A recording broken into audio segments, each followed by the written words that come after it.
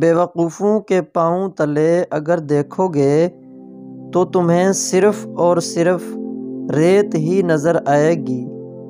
جھوٹ بولنا سچی بات کہنے سے زیادہ مشکل ہے۔ سچ بولنے کے بعد یہ یاد رکھنے کی ضرورت نہیں ہوتی کہ آپ نے کیا کہا تھا اور کیا نہیں۔ باہم قطع تعلق نہ کرو، حسد چھوڑ کر بھائی بھائی بن جاؤ۔ حسد تمہاری خوشیوں کو کھا جاتا ہے، وہ تمہاری خوشی سے غمگین ہوتا ہے۔ حسن خاموش بھی ہو تو بولتا ہے۔ حسن فطرت کا بین الاقوامی سکہ رائج الوقت ہے۔ خیالات پھول ہوتے ہیں لیکن سوچنے پر یہ ہار بن جاتے ہیں۔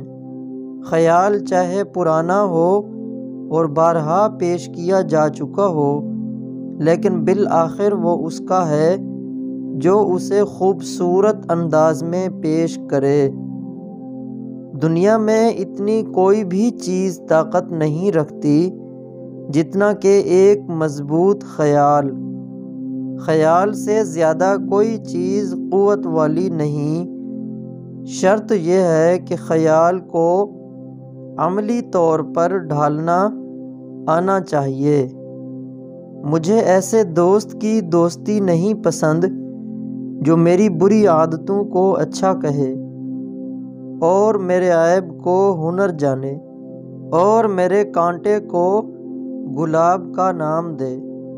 دانش مند لوگوں کی ایک خوبی یہ بھی ہوتی ہے کہ وہ ایسا کوئی بھی کام کرنے سے گریز کرتے ہیں جس سے معاشرے میں مایوسی پھیلے۔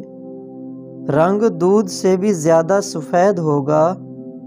دہی میں عرق گلاب اور ناریل کا تیل ملا کر چہرے پر لگا لیجئے۔ کوئی انسان اچھا ہے یا برا، یہ معلوم کرنے کا ایک طریقہ یہ بھی ہے کہ رشتہ داروں کے بارے میں اس کے الفاظ اور اعمال کا جائزہ لیا جائے۔